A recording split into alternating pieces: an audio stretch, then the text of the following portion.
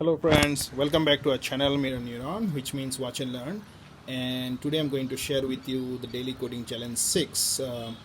I'm showing you the streets of Pune in January phase 3, and you can see it's blank empty because of the lockdown for the next 21 days. Just a few people here and there who are collecting their daily essentials. Otherwise, you can see it's completely empty.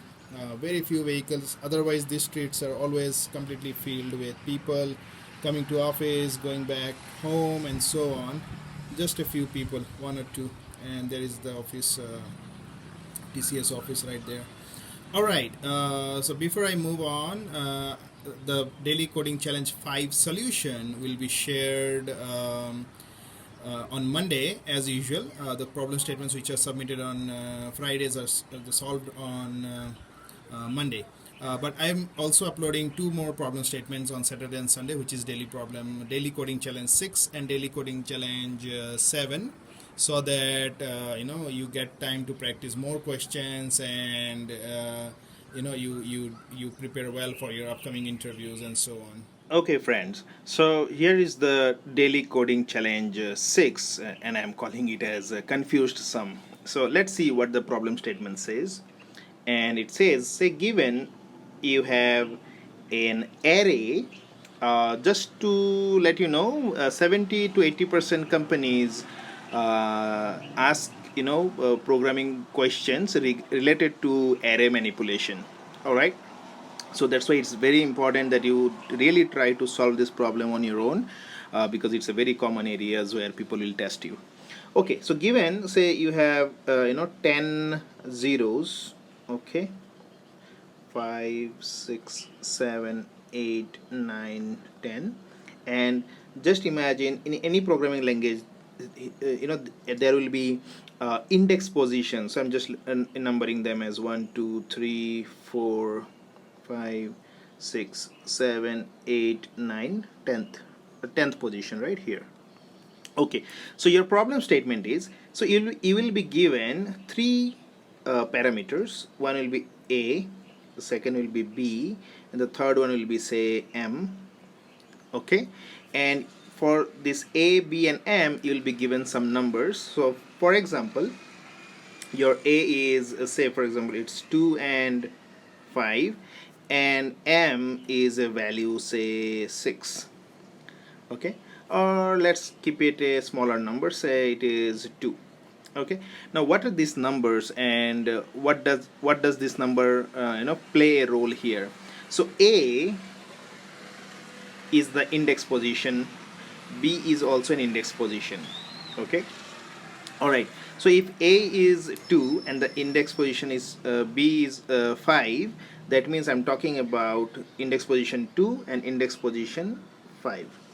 Okay, and this particular number, which is 2, what you are basically going to do is you are going to insert this number between these two index position, including 2 and 5. So your first array will look something like this. So your index position will be at 1 will be 0. In the index position, yes, 1 will be 0.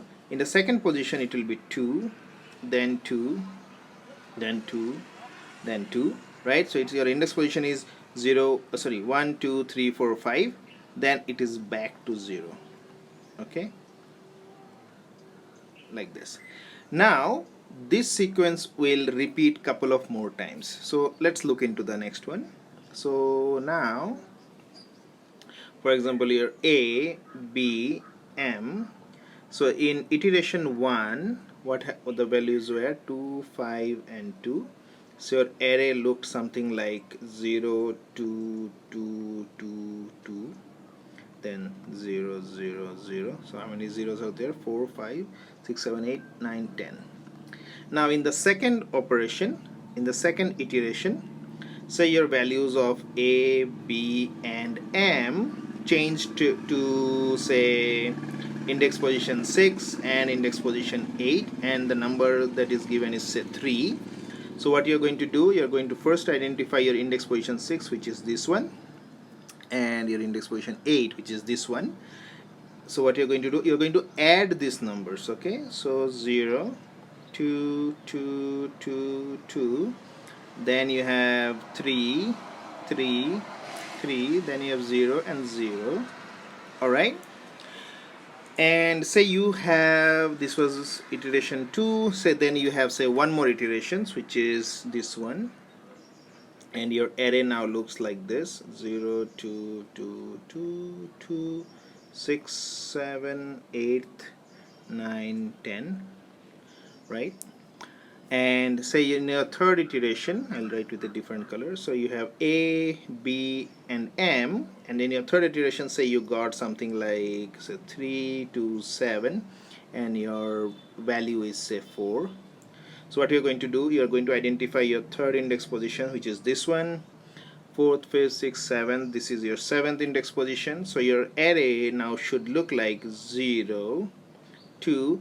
Now 2 plus 4 will be 6, 6, 6, and what will happen is 7, 7, then back to 3, 0, 0, right? So this is your final array after I did this manipulation 3 times. This is your third iteration, right? So what I need is, once you have got this final array, I need the maximum value of this array, so which is equal to 7. So your function should return me these values, and the parameters that you will get is A, B, M, and you might get this in a varied form. You might get them as a comma separated values, or you might get this as a tab separated values. Just imagine these are 3 parameters which you will get, and then depending on the way you got the input, you should be able to handle that. Or you might get as a new line character, and you might get your values which should look this like this. So you might get even a text file.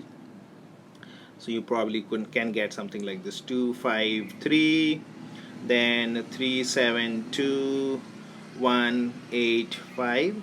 So this is the value that you're going to add, right? And these are the index position. These are the index positions. Okay. Alright, so I hope you got the question, and please give it a try. It's a bit challenging, and these are the type of questions that are typically asked in any programming interviews. And once you are able to qualify this, only then you will be called for a machine learning or data science interview. Yes, this is the process how currently they are following. Alright, so take care and stay safe from coronavirus, and keep practicing. This will make you better and better.